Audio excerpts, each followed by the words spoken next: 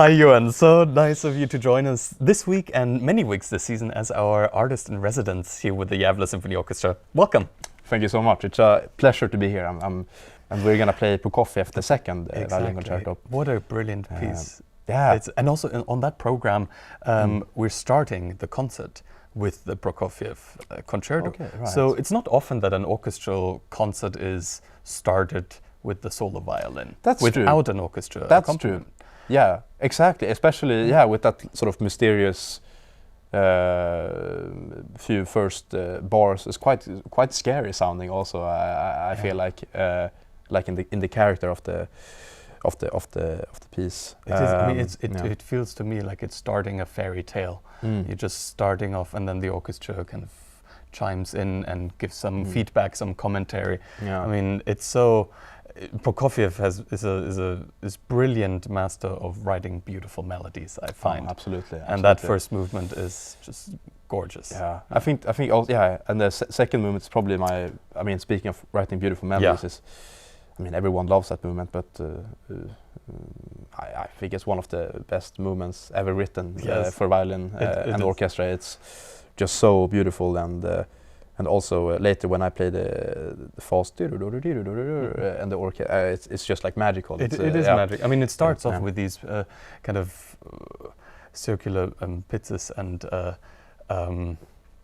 almost Bach-like in a way, or Schubert, Ave Maria, and then you just spin this long melody beautifully across the accompaniment. It's really gorgeous. Yeah, absolutely. And then when the middle section comes, you it's a bit of struggling, I guess, you're trying to find something, and then at the just before the end, when the recap comes, but I play like an octave higher. It's even, that feeling when you play that and listen to it, it's just we're back home. Exactly, back home is kind of a memory from. Absolutely. But do you think?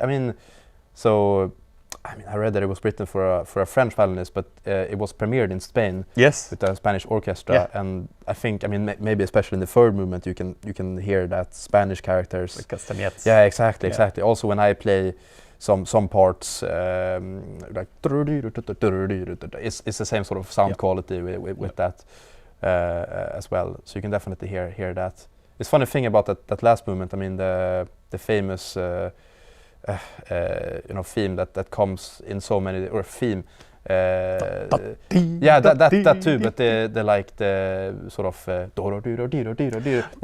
comes in so many different keys and in so many different rhythms. And in the end, remember I was practicing that. I played it in January. I was practicing it at home, and my friend was there, and he was in the other room, and I practiced the coda for like 2 hours, and he said that I thought you were going insane because all I can hear was it sounds a bit like you're going insane at the end. No, it's such a great concerto. I'm so much looking forward to playing it together. Me too. Are there pieces that you're most drawn to? Are there good question. Composers that you're most drawn to? That's a very good question. I wouldn't say that I have a specific. Of course, like everyone, I love Bach. Like his music is just amazing, but it can vary a lot. I think modern music can be quite interesting as well. Why do you say that? What makes it interesting for you?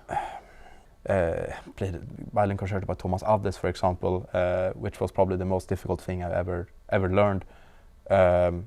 But that's like when you put it together, it's also very, very challenging for the orchestra and very challenging putting it together. But once you get that, it just sounds nice. It doesn't sound complicated, Right. So that's. What about you? Do you have a liking for modern music? Absolutely.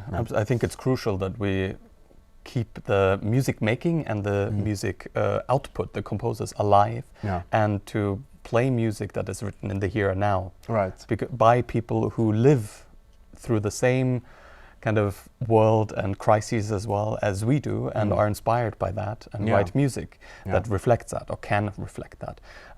And so I think it's wonderful to present that. Also, not to be only a museum for old masters, old pieces, which I love. I mean, exactly. Playing Beethoven last night, it's a joy, and I would never want to miss it. Of but course, I like this balance of bringing these centuries together. Absolutely, absolutely. That's a very nice way of putting it. Yeah. Cool. Well, thank you so Great. much for being here. Thank you. Pleasure. It's a joy. Pleasure.